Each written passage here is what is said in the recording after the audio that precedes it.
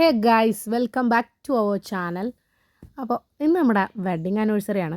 തൊട്ടാ പൊള്ളുന്ന വിലക്ക് ഗോൾഡൊന്നും വാങ്ങിത്തരാൻ ഇപ്രാവശ്യം എനിക്ക് കഴിയൂല എന്ന് പറഞ്ഞപ്പോൾ ഞാൻ വിചാരിച്ചപ്പോൾ വീട്ടിലേക്ക് ഉപകാരപ്രദമായിട്ടുള്ള എന്തെങ്കിലും ഒരു സാധനം തന്നെ എടുക്കുക എന്നുള്ളത്. അങ്ങനെ നമ്മൾ കറന്തക്കാടുള്ള സിറ്റി കൂൾ എന്ന് പറയുന്ന ഇലക്ട്രോണിക്സ് ഷോപ്പിലേക്കാണ് കേട്ടോ പോയത്. സാധനമൊക്കെ കാണുമ്പോൾ നിങ്ങൾ വിചാരിക്കും നമ്മൾ ഫ്രിഡ്ജ് എടുക്കുന്നത് കേട്ടോ, പക്ഷേ സത്യം പറഞ്ഞാൽ നമ്മൾ ഫ്രിഡ്ജല്ല എടുക്കുന്നത്. അപ്പോൾ നമ്മൾ അവിടെ എത്തിയതിന് ശേഷം നമുക്ക് വേണ്ട സാധനങ്ങൾ ഈ ഒരു ഷോപ്പിൽ പോകാനുള്ളൊരു കാരണം എന്ന് പറഞ്ഞാൽ എൻ്റെ ക്ലാസ്സിൽ പഠിക്കുന്ന നഷ്വ എന്ന് പറയുന്ന കുട്ടിയുടെ ഫാദറിൻ്റെ ഷോപ്പായിരുന്നു കേട്ടോ. അപ്പോൾ അതുകൊണ്ട് തന്നെ എല്ലാവിധ കൺസെഷനും നമുക്ക് അവിടെ ഉണ്ടായിരുന്നു. നല്ല രീതിയിൽ തന്നെ അവർ നമ്മളെ ട്രീറ്റ് ചെയ്തു കേട്ടോ. നമുക്ക് ഈട് നിൽക്കുന്ന മെഷീൻ ഏതാണെന്നൊക്കെ ഞാൻ ചോദിക്കായിരുന്നു കേട്ടോ. ഇത് നമുക്കിപ്പോൾ LG ആണോ സാംസങ് ആണോ കുറച്ചും കൂടി ബെറ്റർ?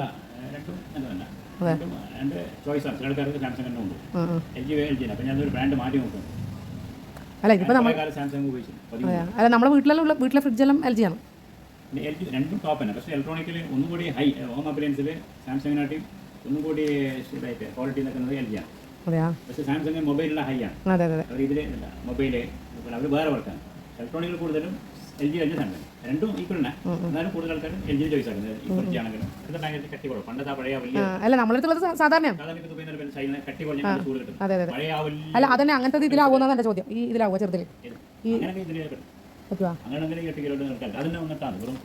അതന്നെ അത് മാത്രം എല്ലാം കൂടിയാകുമ്പോൾ പറ്റില്ല, അത് ചെയ്യാൻ പറ്റില്ല. പിന്നെ കൂടുതൽ കറക്കണ്ട, അങ്ങനെ ഒരു ചെറിയൊരു വാഞ്ചിലായിട്ട് കൊടുത്തിട്ട് അതിൻ്റെ നമ്പർ പിന്നെ വീണ്ടും അതിനെ ഒന്നും കൂടി മൂവ് ചെയ്യാം. അവിടെ ഫുൾ മൂവ് ചെയ്യാൻ പറ്റില്ല. അങ്ങനെയുള്ള ട്രിക്സിലായിട്ട് ഉപയോഗിക്കാം. അല്ലെങ്കിൽ ഏത് മിഷനായിട്ട് പൊടി ബ്ലാങ്കറ്റ് ഒന്നും ചെയ്ത് ഇതിലെങ്കിൽ ഇതിന് ഫുള്ള് ഇങ്ങനെ ഉപയോഗിക്കാൻ പറ്റില്ല.